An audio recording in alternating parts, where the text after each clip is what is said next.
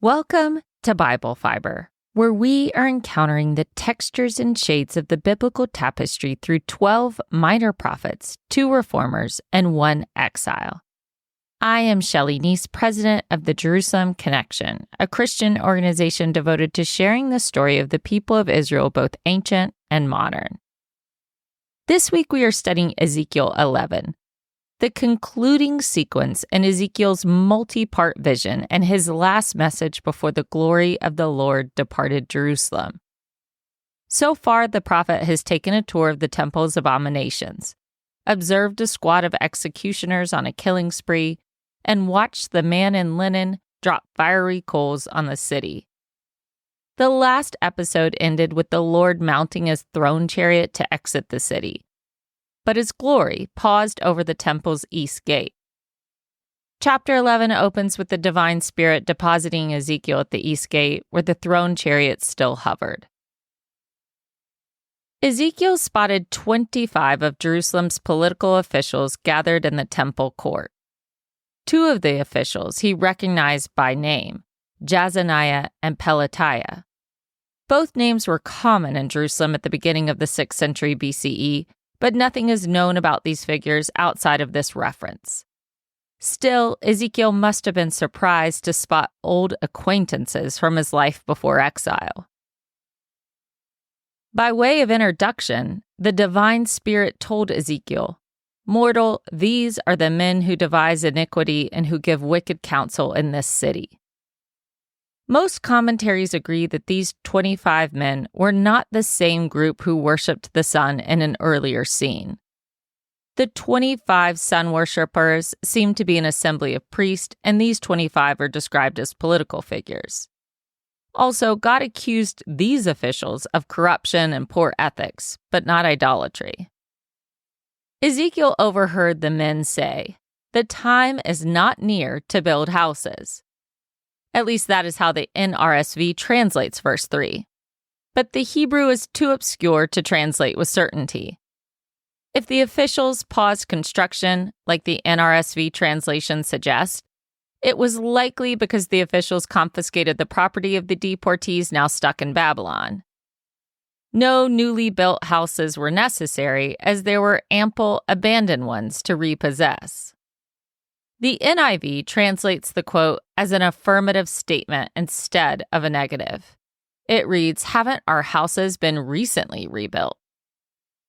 If the 25 men were applauding their newly built houses, it was because they went on a building spree based on the naive assumption that Jerusalem's future was secure.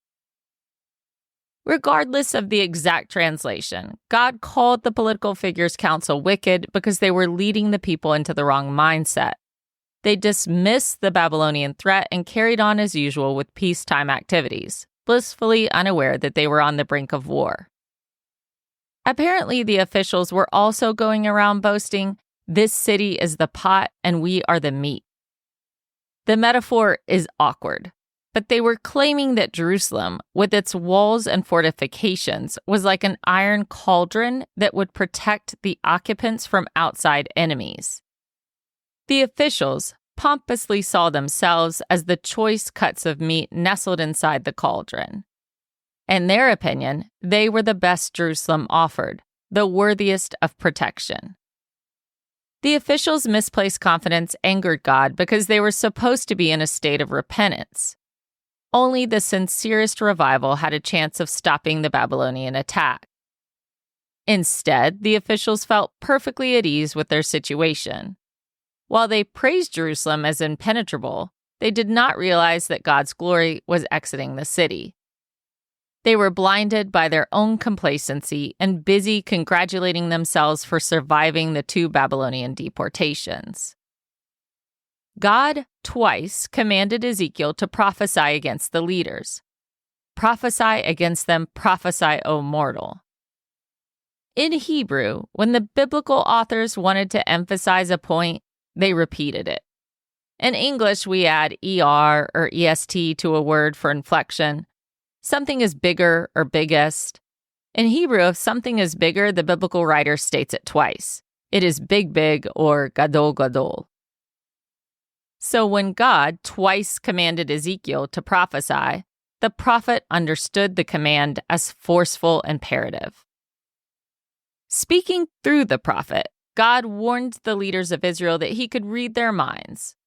God, who always knows the secrets of our hearts, differentiated between what they publicly told the people and their greedy interior motives. As far as God was concerned, their corruption equated to violence and murder in Jerusalem. They had filled its streets with the slain. God reversed their own metaphor. They were not the choice meat in the cauldron, as they claimed. That role belonged to their innocent victims whom they butchered. Continuing the theme of meat, God, acting as the butcher, threatened he would cut them up with a sword. He would cut them apart and hand them over to strangers, a euphemism for the Babylonian army. Also, the city of Jerusalem was not the guarantor of the people's protection. That role belonged to God. God warned, "This city shall not be your pot." Ezekiel, like all true prophets, never described a coming punishment without also explaining the divine reasoning behind the punishment. Ezekiel uttered, "I am the Lord whose statutes you have not followed and whose ordinances you have not kept, but you have acted according to the ordinances of the nations that are around you." As soon as he offered this definitive reproof of Israel's leaders, Pelatiah, one of the two officials who Ezekiel had recognized, dropped dead.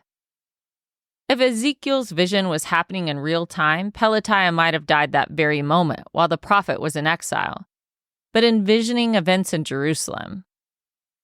In response, Ezekiel fell down crying and pleaded with God not to obliterate the whole remnant. Pelatiah's death triggered a mournful response from Ezekiel for probably two reasons. First, it is difficult to process tragedy on a mass scale and much easier to wrap our heads around individual stories. Ezekiel had recognized Pelatiah, possibly as temple personnel or a member of the royal house. He knew his story and therefore his death felt personal. Second, Ezekiel must have taken his death as a sign that the destruction had begun. Yahweh's wrath startled him. Even though he had been the megaphone preaching the divine judgment and salvation of a remnant, he equated Pelatiah's death with Israel's total elimination. This was the second time thus far that Ezekiel broke down in tears, trying to intercede on behalf of the remnant. The first time in chapter 8, God seemed to avoid the question and did not answer Ezekiel. The second time, God stopped his oracle of judgment and offered Ezekiel a message of reassurance. In a lengthy, hope-filled speech, God revealed surprising news. Ezekiel's fellow exiles made up the future remnant of Israel. Apparently, when the Babylonian army deported Ezekiel and thousands of other Judeans in 597 BCE, a new class of officials arose in Jerusalem to fill the power vacuum. Nebuchadnezzar had carted off the upper class, the royal household, temple personnel, and skilled laborers. Those who remained were mostly the poor and unskilled. However, within only a few years, they became the new elite and profited nicely from the power shift. Ezekiel's vision made apparent that the formerly oppressed became the oppressor. Lacking compassion for their exiled brethren, they ruled over Jerusalem with their own systems of corruption and oppressive behaviors. The events in chapter 11, Ezekiel's concluding vision in his divine tour of Jerusalem, must have occurred before the executioners began their murderous spree. Otherwise, it makes no sense for the Jerusalem officials to feel so confident. Although the last 4 chapters were part of one vision sequence leading up to the full departure of God's glory from the city, not every scene had to be reported in sequence. Since it was a dreamlike vision, Ezekiel's visionary episodes were not bound by reason or chronology. Knowing the circumstances of the previous visions, the concluding vision is ironic. Everything that the Jerusalemites believed to be true was the exact opposite of their reality. The 25 leaders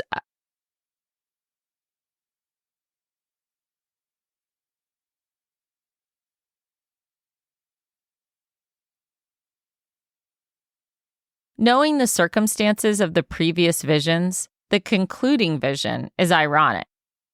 Everything that the Jerusalemites believed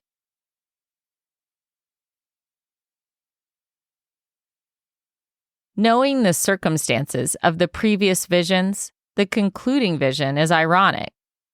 Everything that the Jerusalemites believed to be true was the exact opposite of their reality. The 25 leaders of Jerusalem assumed their protection from the Babylonian deportation was a sign that God favored them. They saw themselves as the anticipated remnant and felt certain of their survival. As they judged the historical events, the exiles displeased God, so he banished them, allowing for the true believers to take hold of the reins. In fact, the Jerusalem officials had it backwards. They were the ones blindly tumbling towards their own destruction.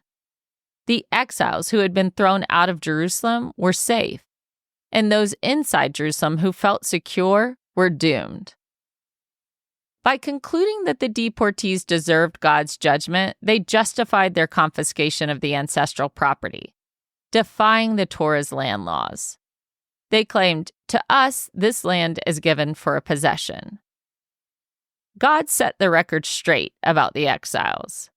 He stated, "Though I removed them far away among the nations, and though I scattered them among the countries, yet I have been a sanctuary to them for a little while in the countries where they have gone."